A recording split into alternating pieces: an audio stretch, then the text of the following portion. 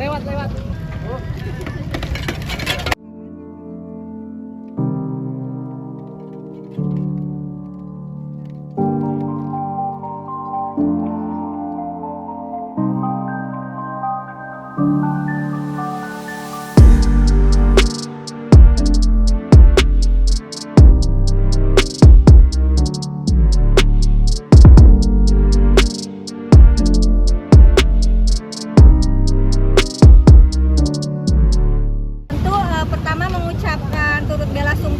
Untuk semua korban dan keluarganya, dan yang tewas semoga diterima di sisi Allah yang Maha Kuasa. Dan tentu saja ini adalah duka bagi Indonesia. Namun demikian kita harus terus bergerak, dan saya mendesak agar persoalan ini diusut dengan tuntas. Persoalan keselamatan penumpang adalah persoalan HAM warga negara, karena setiap rakyat berhak untuk melakukan mobilitas dengan transportasi publik, terutama dalam keadaan aman.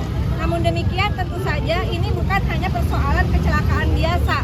Ada persoalan yang juga menurut saya harus segera diusut tuntas, adalah terkait perusahaan Green SM-nya. Kalau saya mencoba untuk menganalisis untuk sementara, saya menemukan beberapa persoalan yang saya kira perlu menjadi perhatian serius, bahwa perusahaan ini adalah perusahaan yang berkantor, kantor pusatnya ada di Vietnam, kurang lebih seperti itu, dan kemudian mengajukan izinnya bulan Januari 2024, lalu kemudian 15 Maret 2024 sistem OSS secara resmi menerbitkan nomor induk berusaha untuk PT Sun HSM Green and Smart Mobility Indonesia. Dan kalau saya tidak salah, mereka sudah beroperasi bukan hanya di Jabodetabek tetapi juga di Surabaya dan Makassar. Dengan kejadian ini, dan kalau kita lihat bagaimana teman-teman netizen juga menelusuri bahwa ada beberapa kecelakaan yang melibatkan perusahaan taksi ini begitu, dan kalau kita lihat ini sesuatu yang tidak bisa dianggap enteng. Saya melihat ada satu kejanggalan, ada indikasi kejanggalan bagaimana di tengah taksi Indonesia sendiri dalam keadaan cengap-cengap susah mau bertahan, tiba-tiba ada perusahaan taksi dari luar dengan izin yang mudah, Januari diajukan, 15 Maret kemudian keluar OSS-nya, lalu kemudian sekitar Desember 2024 di tahun yang sama launching untuk beroperasi. Dan kalau kita telusuri, saya belum menemukan izin operasionalnya keluarnya kapan. Kalau izin operasionalnya keluar di akhir tahun 2025, berarti dari akhir tahun 2024 sampai 2025 ini juga ada persoalan.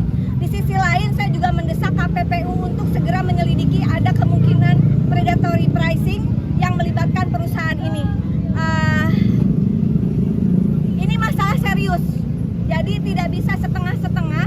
Betul, saya sangat mengapresiasi berbagai pihak menyatakan bela sungkawa, dan kemudian KNTT sedang melakukan investigasi mendalam, kita hargai, tapi kami mendesak, menurut saya saat ini adalah yang juga tidak kalah penting, bekukan izin operasi dari Green SM sampai jelas duduk perkara persoalan yang melibatkan kecelakaan sampai meninggalnya 15 orang.